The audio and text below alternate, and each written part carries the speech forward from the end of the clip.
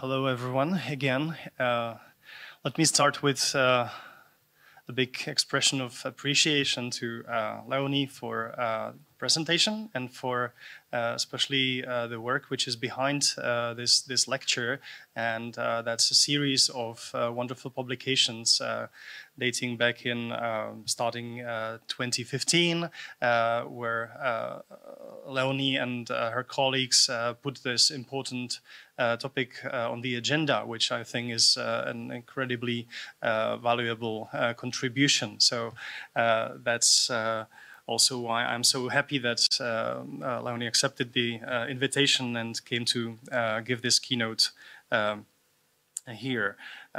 My role will be somehow limited or was limited by the fact that I had access to mainly the published papers, and I had an access to the outline of this talk. And as you will see, so there will be one point at least in my comment which is related to what was not directly said in this talk today. So anyway, let me start with the first one, which is I would like to focus on the concepts of sustainable development and sustainability as it plays the role in Leonie's argument. So the overall argument, which is developed through numerous papers co-authored between 2015 and 2023, goes as follows. Sustainable development discourse has been predominantly anthropocentric, yet there are solid moral reasons for including non-human animals' interests, both present and future, in the social development discourse. Thus, the discourse needs to be transformed and extended from a non-anthropocentric perspective to consider also the non-human animals and their interests. And there is the second step, which we have seen in the conclusions right a while ago, that when applied to the debate on sustainable AI, so when discussing the sustainable use of AI technologies, it is important to consider not only the harms and benefits inflicted by the use of AI to humans, but also the harms and benefits inflicted by the use of AI to non-human animals. Now, one of the axioms of this argument obviously lies in the contention that it is useful and fruitful to approach the burning issues of our contemporary world within the normative framework of sustainable development, sustainability. In a very recent paper, 2023, Leonie and Thilo Hagendorf argue for, I quote, the necessity of a transformation toward more sustainable societies, so necessity for transformation, unquote. Simply put, sustainable development, sustainability is desirable, therefore we should rethink and reform our practices and societies to make them more sustainable. Of course, as we have seen in the lecture, and it's very obvious in these numerous publications, so the call for, that there is a call for a philosophically demanding approach to the concept of sustainability in Leonie's take. For example, in a paper co-written with Boskardin, Leonie argues or critically observes that despite the prominence, I quote, despite the prominence of the term sustainability in nearly all societal realms, the term is often used without being aware of its normative meaning and background, unquote.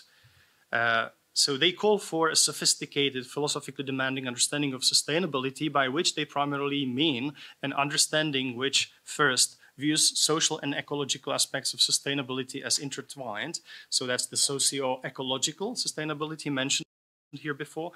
And second, which links the notion of sustainability to its normative foundations. So the theories of distributive justice and theories of the good life. And here, as we have seen, Nussbaum's capability approach is taken as a particularly useful specification of the normative foundations. Now, as it is quite well known, sustainability and sustainability development are heavily criticized concepts and frameworks, and the range of scholarly criticism of sustainability is wide. So some critics, for example, argued, I quote, that sustainability represents a a pernicious and corrosive doctrine that has survived primarily because there seems to be no alternative to it, to its canon. In effect, its bipartisan appeal has depressed critical engagement and nurtured politics, unquote.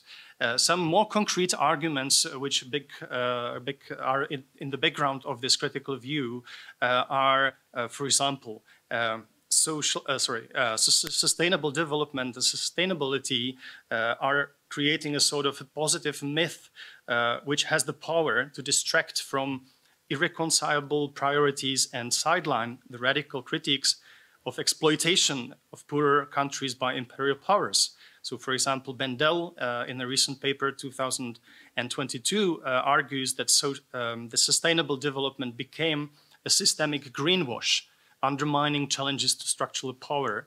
The apparently apolitical quality of sustainable development was actually highly political in its consequences. The standard arguments then are center around, for example, the idea of the fixation of sustainable development, sustainability discourse on economic growth. Second, there is the older tradition of the criticism of the development, international development discourse, which reminds us of this discourse being Eurocentric, and including a hierarchical ideology which is implicit in it, so that the discourse denigrates non-Western, non-modern, and non-industrialized ways of life as inferior and in need of changing to make them more like developed nations. And specifically with relationship to these famous United Nations Sustainable Development Goals, Bendel argues that summarizes halfway into the period allocated for those goals, which is reaching the goals in 2030, official analyses show that there is no significant progress, there is much regress, and the goals cannot be met. A transdisciplinary review of the criticisms of sustainable development reveals that this failure was anticipated due to the ideological flaws of both the concept and the economic systems that it aligns with. So let me jump to what is the thought based on thinking about the criticism which is here in the background and relating it to the proposal that Leonie and co-authors formulate. So there is this call which comes from the criticism side to leave sustainability and sustainable development framework behind and to look for alternatives that would help us to think about, let's say, these, for example, responsible ways of using AI and not calling them sustainable AI. So, for example, Berkman and Solomon, 2021, they argue for replacing the concept of sustainability by the concept of environmental justice, which is, by the way, quite close, I would say, to some hints that are included in Leonie's and Thilo Hagendorf's paper, where they speak of this socio-ecological justice instead of sustainability. And instead of, that would be the proposal, instead of developing abstract theories about sustainable AI or human-centered AI, so that we should rather promote a critical AI discourse, which anchors environmental justice in AI within specific community and institutional practices. And thus, it situates it within and helps reveal intertwined lineages of oppression. So that would be critical AI discourse as an alternative. And I would propose that a similar alternative approach might be taken with respect to AI and non-human animals. So this alternative would primarily consist in connecting critical AI discourse with critical animal studies, with the aim to explore the political and economic conditions of the relationship to non-human animals, which in the current socio-political and economic system consist essentially in the relationship of ownership, exploitation, and oppression. By the way, Boskardin and Bossert themselves are hinting in this direction in 2015 paper. I would suggest that instead of attempting to save the notion of sustainability and sustainable AI by linking it to more closely with, for example, Nussbaum's theory of the good life, and calling for the promotion of well-being and flourishing of individual non-human animals within sustainable AI discourse, we may follow the direction of critical animal studies in identifying and analyzing the structures of oppression and exploitation of non-human animals, and connect it to the critical AI discourse when discussing the responsible use of AI technologies. So that was, I see that I took a lot of time for the first one, but the second point would be on the notion of sentientism, which actually plays a crucial role in the moral argument for including animals in the sustainable development discourse in all the papers. And it was not here, and I would love to then maybe hear why, maybe if you have reasons to not to use this argument of sentientism in animal ethics anymore. And I just prepared a couple of comments, so I will really just run through them. There are these classical or some classical argument against sentientism and in animal ethics that reminds us of the issue of,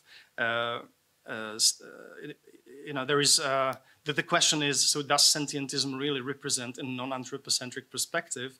Especially there is this idea of why should other living beings have some core commonalities with humans to deserve moral concern, and of course sentience would be the capacity to feel pain and pleasure, would be another kind of argument. There are some alternatives like the care ethical critique, which you mentioned with Boskardin, which goes against this kind of similarity and kind of argument. And then the issue of dualism, so that you are by using, or the framework of sentientism is sort of inviting a kind of dual vision of the beings that are sentient versus beings that are non-sentient, and it draws the distinction line between what might be called like lower animals that can be treated with no moral concern. And the alternative here, of course, would be to looking at those conceptions that work with the life-mind continuity thesis, and those that create a more holistic and continuity-based perspective. So I would here maybe offer some biocentric approaches centered around the idea of interdependence, vulnerability, and reminding the value of biodiversity, so leaving the sentientism framework. And finally, and this is something which was included in the talk actually, that's the methodological individualism. That's my final point. So if only pain and pleasure of the individual, or we can talk now about needs, as you have it linked to Nussbaum. So if needs of individuals count, how shall we approach the harm, violence, exploitation, destruction toward entire animal population and species? So shall we think of it only as a sum of individual pain and pleasure? How about the value of biodiversity? So is it morally irrelevant, or its moral relevance is only derived from feelings of pleasure and pain of individual sentient animals? And again, I hope, or I think here, perhaps a more holistic and systemic approach might be appropriate, which would allow to account for the normative complexity of the non-trivially intertwined interests of all the different forms of life on the Earth.